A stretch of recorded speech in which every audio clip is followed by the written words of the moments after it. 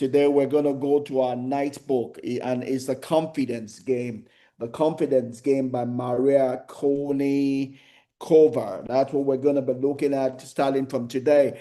Like always, we're not in a hurry. We're going to take our time to absorb, to soak in the book, soak in all that we can from the book.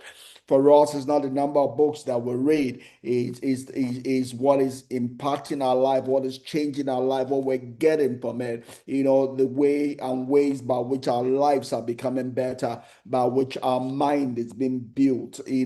Our mind is being strengthened, our mind is being equipped to live life, to war life and win, to war life and win, to win in the marketplace, to win in our families, to win with our children, to win in our workplace, to win in our ministries, win in our career, to win in our calling. Those are our focus, as we come here together to win in every relationship that we'll find ourselves in. That's what we'll focus on. That's what we'll try to do when we come together here. So thanks for coming along. Thanks for being here. As we start this, our new book, The Confidence Game. I love it. I love it. I love it. I love it. That is what, is one of the preoccupations of my life today. The confidence game. I got to play the confidence game, in every area of my life, not the negative one, but the positive one, because confidence, it's sexy. Confidence is how we win in life as a whole. I was sharing the other day about, the knowledge, the realization that hit me back in 2010 as I closed up my time in California and I came back to Nigeria. I realized that confidence is all is what makes a person succeed or fail in life. I just come out of depression, and one of the scripture that brought me out of depression is that place where scripture says in Hebrews 10, Hebrews 10, I believe that's 38 or 36. It says that cast not away your confidence. Cast not away your confidence, which is of much great a recompense of reward. Scripture is telling us, ancient wisdom is saying, don't throw away your confidence.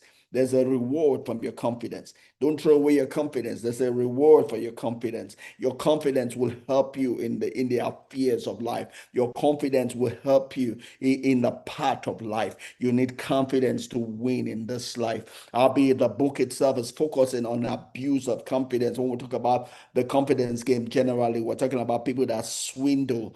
But the same principles are true also. Just like Maya Angelou would say, every principle, every law works in reverse. That which works for evil can also be turned around to work for good, because it's pretty much using the basic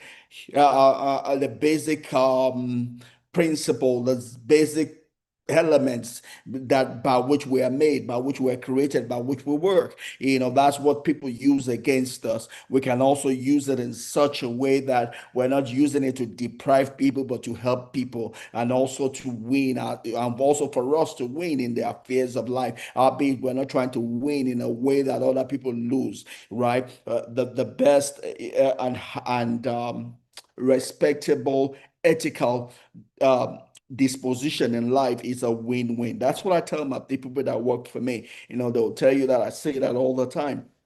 And I learned that for Stevie Kobe. I go for a win-win or no deal. Win-win or no deal. I don't go to interaction where it's a win-lose or lose-win.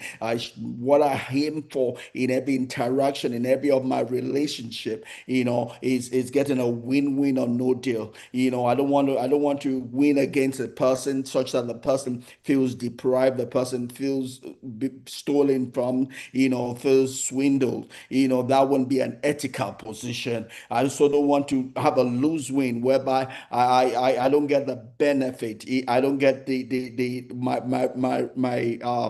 my deserved reward or my deserved compensation in the interaction. So I shoot for a win-win. And that's an ethical one. That's the one that Providence will support. When you shoot for a win-win, Providence will support you. Providence will support you. But when you choose for a lose-win or win-lose, you are working against Providence. You are working against against nature. You are looking for a judgment. That's what you're looking for when you're not shooting for a win-win. So there's a way we can use confidence to get a win-win interaction, and that's what we're going to be shooting for. As much as we go through the book, the book talks about the lose win or the win lose use of confidence, because it's talking about swindlers, con men, con artists, and all of that. But we're not going to be lost in that story. We're going to learn that. There's a reason for learning that, because when we learn how the con artists work, then we're better